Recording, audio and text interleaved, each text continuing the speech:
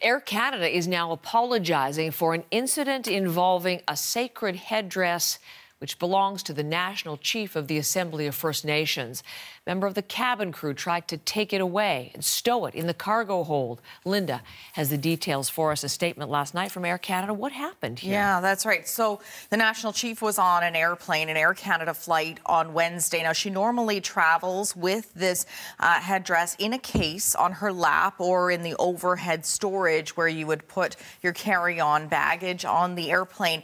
But Air Canada staff took it away. They put it into a plastic bag and tried to put it into the cargo storage because they said that there was no room in the cabin. And she says that's when the situation got tense.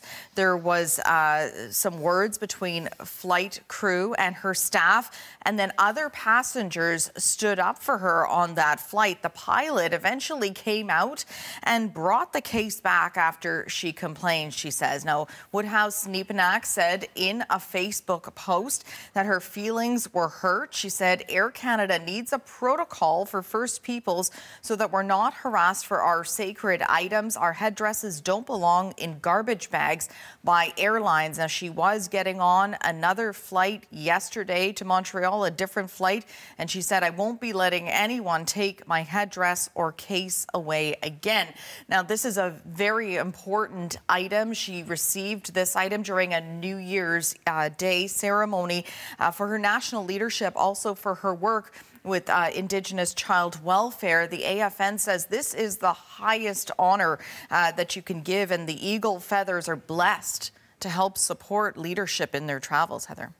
So this is obviously a story breaking. There will be further developments today, but as far as initial reaction, what have we heard on this so far? Yeah, Air Canada coming out quickly with a statement about this, saying that they had reached out to Woodhouse-Nepeanak. In a statement, they say they want to better understand and apologize. Air Canada understands the importance of accommodating customers with items and symbols of sacred cultural significance.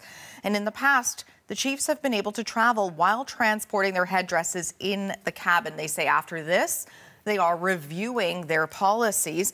We're also hearing from Alvin Fiddler, the Grand Chief of the Anishinaabe Nation, calling it shameful, saying, please ensure all members of your team are aware and follow all protocols on handling of sacred items. And we heard from David Lametti as well, a former federal justice minister, but now a lawyer specializing in Indigenous law.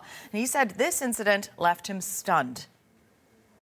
It is critically important that it be treated as a sacred object. And I don't understand why this would have been treated with anything less than the appropriate amount of dignity that it deserves. It makes no sense to me. Our national carrier should know that by now. And as you say, Heather, this is going to continue through the day. We are going to continue to get reaction, but we're already hearing from the federal government. Federal Transport Minister Pablo Rodriguez calling it unacceptable, saying the government expects Air Canada to treat Indigenous customers with respect.